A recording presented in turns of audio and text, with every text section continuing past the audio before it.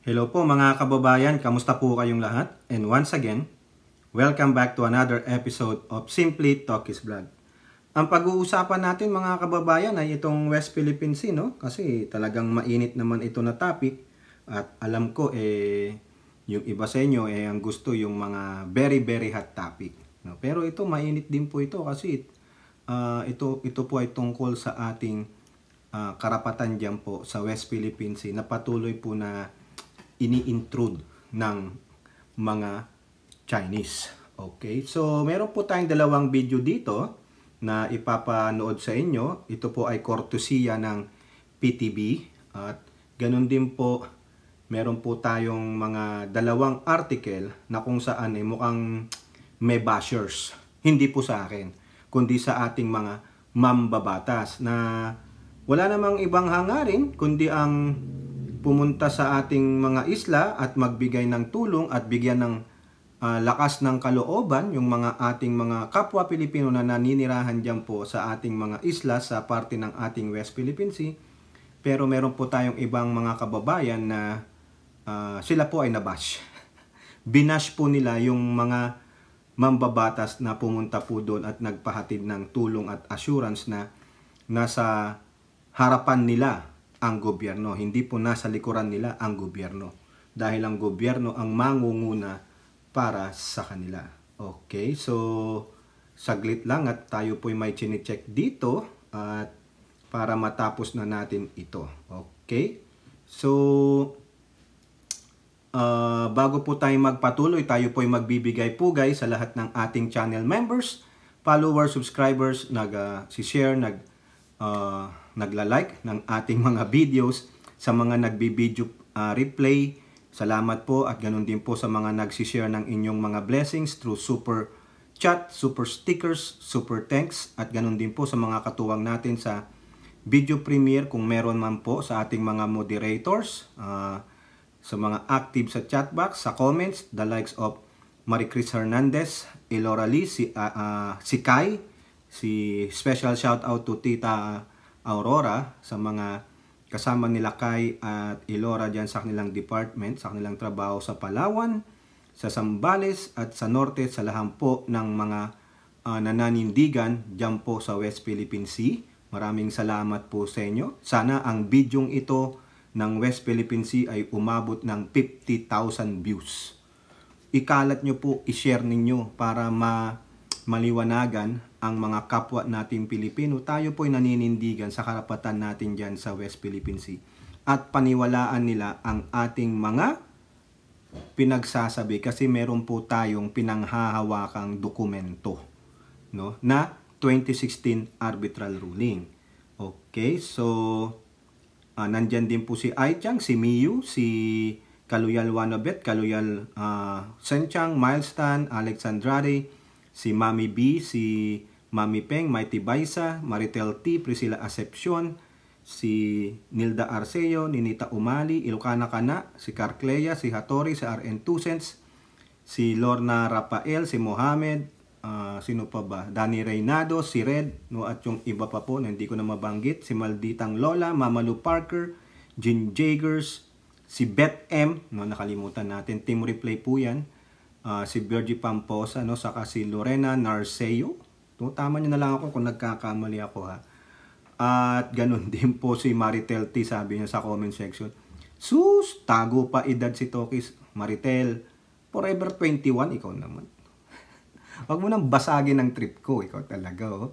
No, tulad po ng paalala ko sa inyo, kung sakaling ang mga videos natin ay umabot ng 50k ang views, no, tayo po ay mag-give back ng one time every month, no? Kung yung videos natin tuloy-tuloy ang angat ng views, so siyempre kung malaki ang views, medyo may kita po yan, isi-share natin sa inyo, i-give back natin sa inyo by means of papalaro tayo. Sabi nga ni Elora, mag-roleta ka, Toki. So, di kaya yung si Duck Duck, yung duck race. Once a month, probably the end of the month, one day of that. So, titingnan natin, no? Hopefully, magawa natin yan. Pero share nyo lang para may makapanood, no? Para at least makita natin yung katotohanan na sinabi nilang the more views, baka the more ads, marirecommend. Pag na-recommend ni YouTube, ayos, di ba? Oh. At least doon tayo mag-a-ad revenue, no?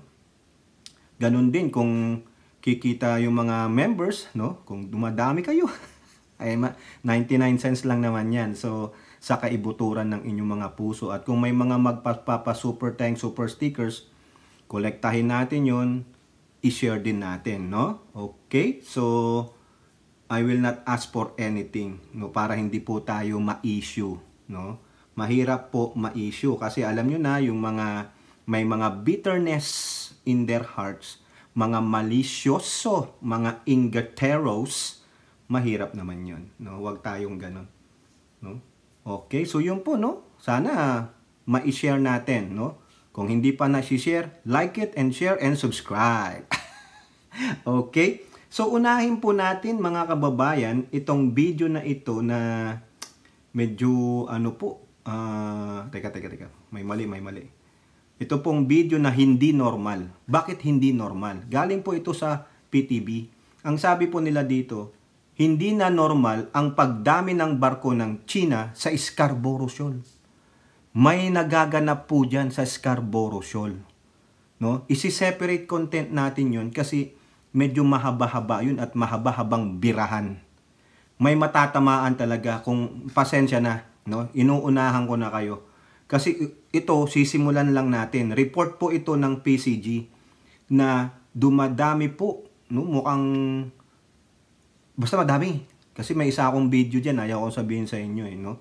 Doon natin, tiyak may mababanatan na baka magtampo na kayo sa akin. No? Ito po, panoorin natin, almost 2 minutes and 40 seconds videos. Itinuturing na hindi normal ng Philippine Coast Guard ang pagdami ng mga barko ng China sa Baho de Masinloc. Ang detalye sa ulat ni Noel Talakay.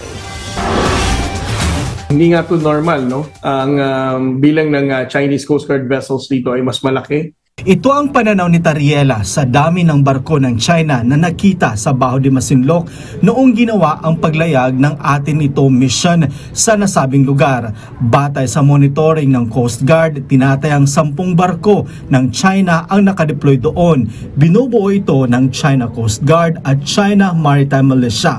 Ayon kay Tariela, dati nasa 4 hanggang 6 na barko lang ang nakadeploy ng China doon. By the mere presence of 10 China Coast Guard vessels, this is definitely not normal, no? And ganung kalayo ang deployment nila as far as 45 to 50 nautical miles, hindi rin ito normal. Ang deployment nila. Minaliit din ni Tariela ang isang deklarasyon ng China government na huhulihin ang sino mang papasok na foreigner sa Scarborough Shoal.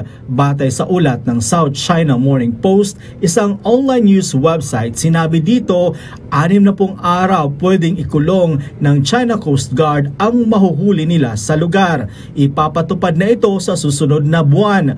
Para kay Tariela, isang pananakot lang ito ng China government sa Pilipinas. I don't think that China is really serious in doing this because mas malaki ang magiging backlash nito sa kanila bilang isang bansa.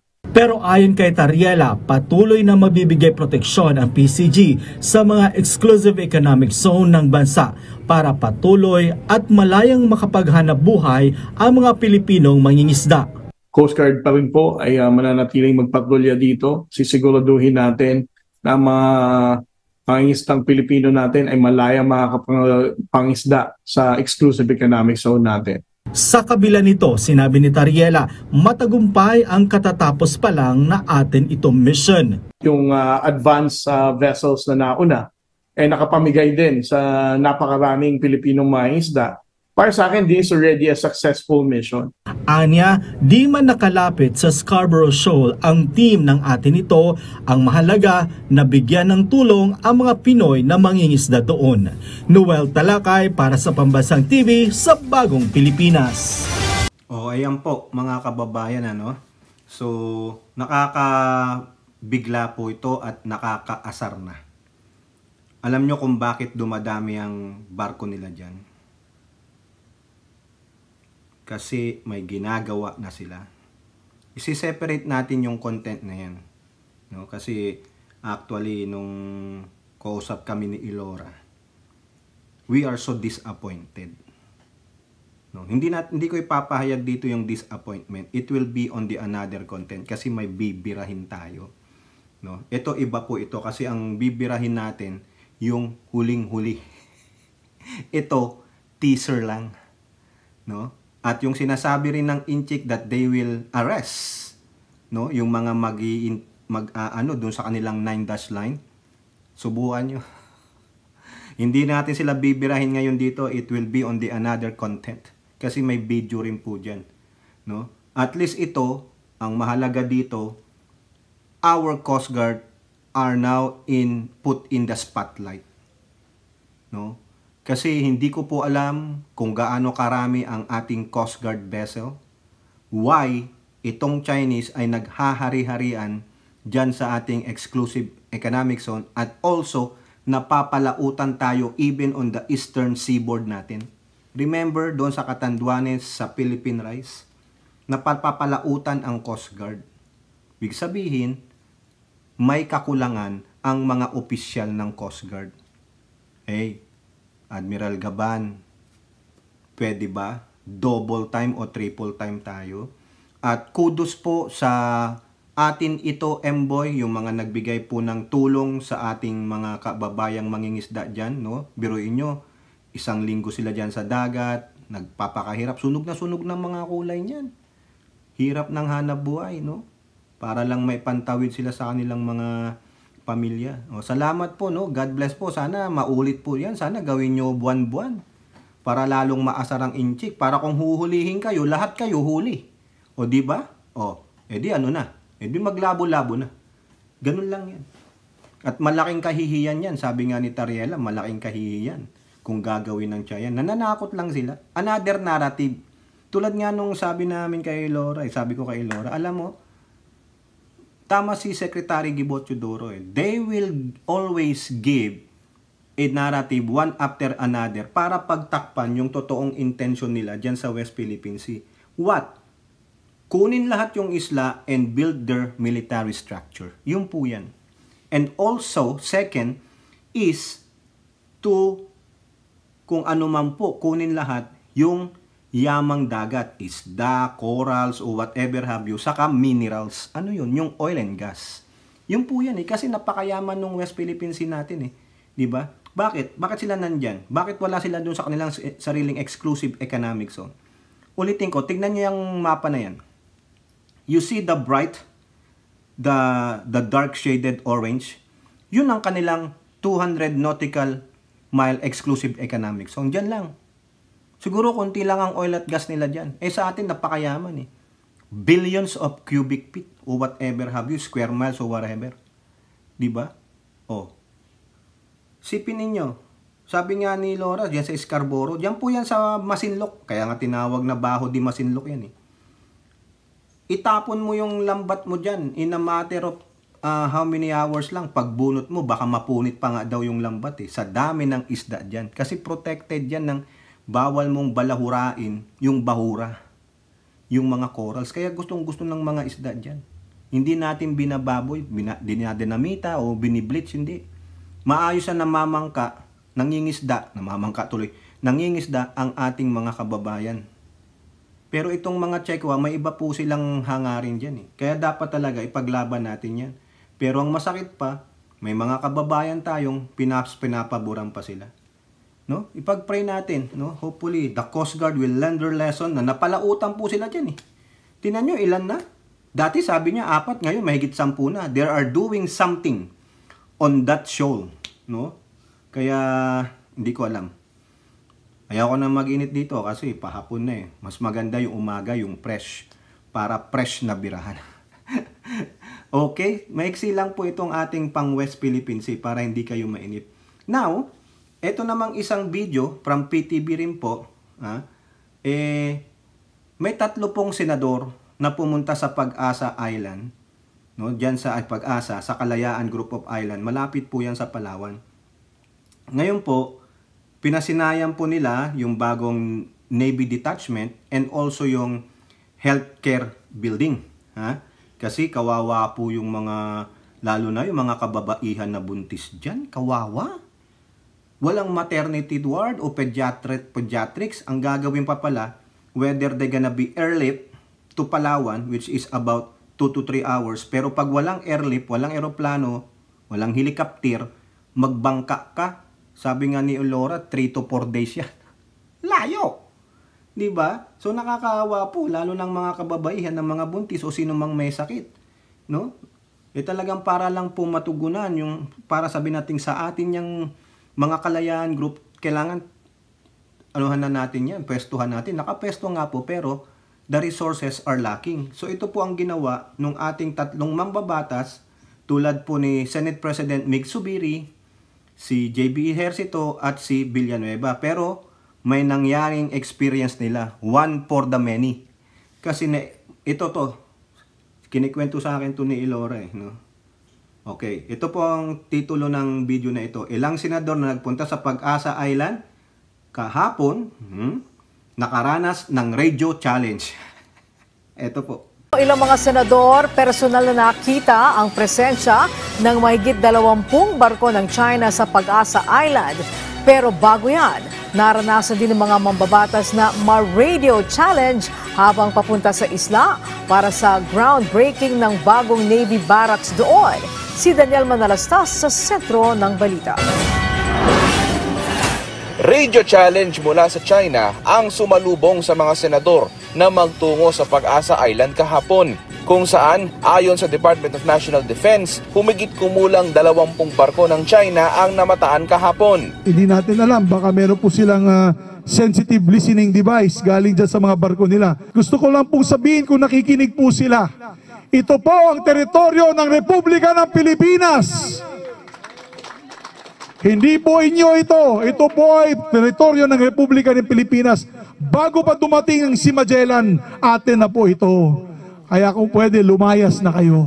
Habang palabag naman ng media sa Pag-asa, may nakatanggap din sa amin na welcome to China mula sa telco provider. Nagsasagawa kahapon ng mga senador ng groundbreaking ceremony para sa itatayong Navy Barracks para mas mapalakas ang puwersa ng tropa ng Pilipinas sa lugar. Pero hindi kalayuan, tanaw ang mga barko ng China tulad ng Chinese Coast Guard vessel na ito. Dito nagsagawa ng groundbreaking ceremony ang mga senador kung saan sa lugar na yan itatayo yung bagong Navy Barracks. Ngunit di naman kalayuan dito sa bahaging ito ng Pag-asa Island, matatanaw mo yung mga barko ng China na meron lamang layong 3 hanggang 4 nautical miles. Hindi naman natitinag ang Department of National Defense at ang hukbong sandatahan. Wait, Chala, Chong po. Umuwi na kayo. Parang lahat, kahit sa ngayon na nagsasalita tayo, mukhang nakikinig na sila. So binabati din natin sila at sinasabi nating Pilipinas ito. Tumambad naman sa mga senador ang ilang problema sa Pag-asa Island, tulad na lang sa problema sa edukasyon pati na sa health facility. Nag-try kaming mag-request sa DTTB na iyan ay sa pamamagitan ng Department of Health, pero yung dalawang request namin ay denied. Siguro dahil konti ang population, pero sana mai-consider kasi with our unique location, no, yung aming geographical location, talagang very challenging ang pagpunta. And wala po tayong regular commercial vessel na pwedeng mag-cater sa ating mga magiging pasyente from Pag-asa Island to the mainland. Tulungan na lang po yung mga bata po nag-aaral. Pang-ano niya sila sa school, sa mga t-shirt nila ng uniform. Dagdag pa dyan ang mga umaaligid na mga barko sa Pag-asa. Pero ayon sa ilang residente, nais pa rin nilang manatili rito. Wala namang nangyayari. Saka dito, kaya nagustuhan na rin mga anak ko. Tipid sa gastos. Hindi katulad na sa baba, bawat kilos pera. Dito, nakakaipon sila. Binigyan din ng DND ang kahalagahan na mapanatili ang pagpapaunlad ng Pag-asa. At may babala ang DND sa susubok na kumanti sa mga kababayan natin. Dudugo ilong nila kung subukan nila. Because of the growing population ng Pilipino, kailangan po ng mga future generations ng Pilipino ang mga resources dito sa West Philippine Sea. Pag-asa po ng Pilipinas ang West Philippine Sea, kaya hindi po natin pwede talikuran. Sa pagbunta sa Pag-asa Island, tiniyak din ng mga senador na tutugunan ang mga problema at suliranin sa lugar. at paiigihin pa ang lugar at popondohan. Mula rito sa Pag-asa Island, Daniel Manalastas para sa Pambansang TV sa Bagong Pilipinas. So yan po, no, mga kababayan, ang ganda niyan, no? At least kahit papano ipinaglalaban natin. No, hindi tayo yuyuko, hindi tayo tulad ni Digong, no? Na sinasabi niya, yan, no, tignan ninyo, mga kababayan. Ano yung sinasabi ni Digong? Ha? Teka lang, hanapin ko lang yung quote card. Alam ko, hindi ko tinapon yun, hindi ko dinilit eh. Teka lang po O, ayan po. Tagal ng code card yan, November 6, 2023. Hindi ko dinidelete sa computer ko because this is an evidence. Bakit tayo makipagpatayan diyan sa tubig lang? In short, hanggang usap lang tayo. We cannot go beyond words, period. If we go to arms, wala tayo. Hanggang words lang tayo. So, yun naman ang ginagawa natin. Pero, no, diplomacy. Pero itong China, they are ignoring our diplomacy. Wala eh. No? So pero ito, sabi niya meron pa siya noon, bigay yun na yan, tubig lang yan, di ba? Hindi ko po maintindihan bakit yan ang sinabi ni Digong, pero ngayon, no, mukhang lumilinaw na isa siya sa instrumento ng pagiging ganyan ng China. Kasi nga, I love China. Di ba? Sabi niya yan. He is more on China than hindi naman tayo ginagago ng ibang foreign countries eh. China lamang eh. Di ba? Dahil lang sa kanyang bitterness sa isang bansa, damay tayo. No? Ngayon, ang nagpipix ng problema natin na ginawa niya ay si Pangulong Bongbong Marcos. So, i-improve yan. Sana i-improve din po yung mga ibang island dyan sa Kalayaan Group of Island o yung KIG. So, ang daming sinabi sa akin ni Ilora na 12 yata yan o 13 dyan ng mga island sa loob ng KIG. No? Napakaganda po na layunin yan. Nakita nyo pa paano magsalita si Gibo Chidoro. Diba? Kailangan natin ang yaman ng West Philippine Sea for future generations. Tama, mali. So therefore, may komento. Hindi yung Your Honor, I forgot. Tandaan ninyo, yung mga sinabi ni Gibo Chidoro, yung kanyang paninindigan sa West Philippine Sea. Kung ito, sakali man lang, I'm just assuming or wishing, kung siya tatakbo sa presidente sa 2028, boto nyo na. Ilagay nyo na as presidente. Kasi itutuloy niya ang laban sa West Philippine Sea. Kaysa kay itok-itok. Oh, di po ba? Also, bago ko basahin dito, no, ito muna, basahin pala muna natin itong natatawa ako dito mga kababayan. Itong sinabi, meron po dito si JB Ejercito muna sa kayong pangbabatikos na tinanggap ng 3 senator na ito. Kawawa naman po mga kababayan, naawa naman ako. Pero unahin po muna natin si Senator JB sa politiko. Hindi tayo pasisiil. JB Ejercito asserts West Philippine Sea is ours. Okay, so at least yan, no? Sasalita sila, no? Ito lang, sabi niya. Ito, tignan nyo ha. Ano yung sabi ni Itok-Itok at ni 51 billion boy? Diba? Dapat ang DND at DFA lang ang nagsasalita dyan. Bakit ito? Senador, ano sabi? Atin ang West Philippine Sea. He said in his Facebook post, we will continue to protect our territorial integrity and uphold our sovereignty. Hindi tayo kailanman pasisiil. Mabuhay ang Pilipinas. Di ba? Ayan. At least may komento siya. Para sa Pilipino, para sa Pilipinas. Si Itok-Itok, saka si 51 billion boy, hayaan na lang ang DND at DFA. Diba? Ngayon, yung mga ibang netizens napaplastikan sa ginawa ng 3 senador na ito. Nagkomento, nagbigay sila ng kanilang mga pahayag. Sa politiko pa rin, ano ang sabi? Tameme noon, maingay ngayon. Netizens mock Pag-asa Island visit of Subiri, Joel Villanueva, JB Ejercito as PR stunt. PR lang daw po yan. Teka muna. So kung PR stunt lang ito, ibig sabihin ito bang tatlong ito ay re-electionist? Hindi naman ah. 'Di ba? In defense of them. Ako po, as long as na mabuti naman ang layunin at nandun din naman ako sa kanila, hindi ko na po ito babatikusin. Isa siguro sa mga layunin nila dyan, may ma-improve yan. Lalong-lalo na ang ating mga navies. So be it.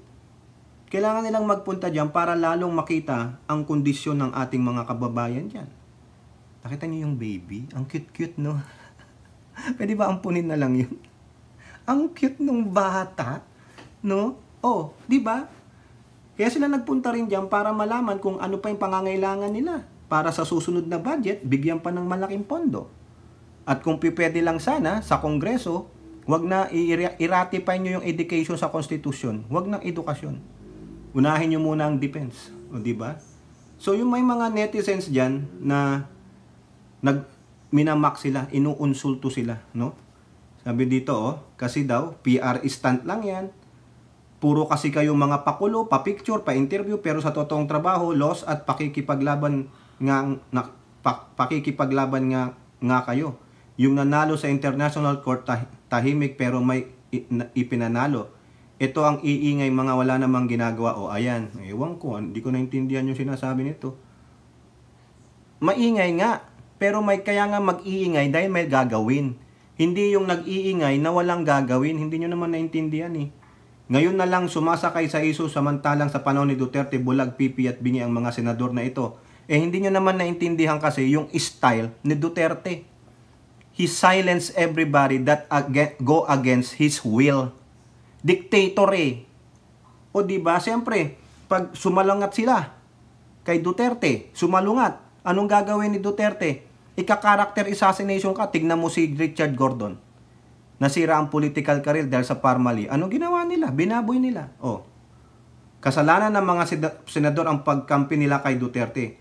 Akalain mong wala silang kaalam-alam sa gentleman's agreement nito sa China at mga sunod-sunuran lang kasi. Tapos tapang-tapangan kayo ngayon. Try ninyong 1 month magbantay sa Pag-asa Island. Wala namang problema. Pagbabantay lang pala. Bakit? Nilusob na ba ang Pag-asa Island? Uulitin ko.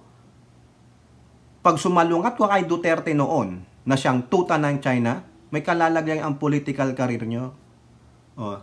Took you long enough. You have your chance during Duterte's term but you never said anything and that made China competent in that action. Uulitin ko. Even though it's too late, at least meron pa rin. Kasi nga, the attitude of Duterte. Benchful. O diba? Huwag nyo nang batikusin. Ang mahalaga ngayon, binibigyan na ng pansin ngayon. Kasi ang Marcos administration ay hindi diktador. And this administration is standing firm on the 2016 arbitral ruling. No matter what happens. Pero may isang bagay ako kung ito man ay totoo, mga kababayan. Nako. Sabi ko sa inyo, bahala na. Diba? Yun ang batikusin at yung mga ito, alam nila kung ano nang gagawin nila. Kasi nung panahon ni Duterte, lahat ng magsasalita against sa Duterte, may kinalalagyan sa politika. Lignan nyo yung mga nangyari sa 8 Diretso, yung sa mga kandidato nilang senador. What happened? Wala, nanalo kasi naniwala tayo kay Duterte. How do I put that in English, Mami B? Naniwala tayo kay Duterte na ganito-ganito sila. Yung pala lumalabas ngayon na there is just a political sling or yung bala para tigiin yung political career nung kalaban nila na in-enable pa natin, di ba?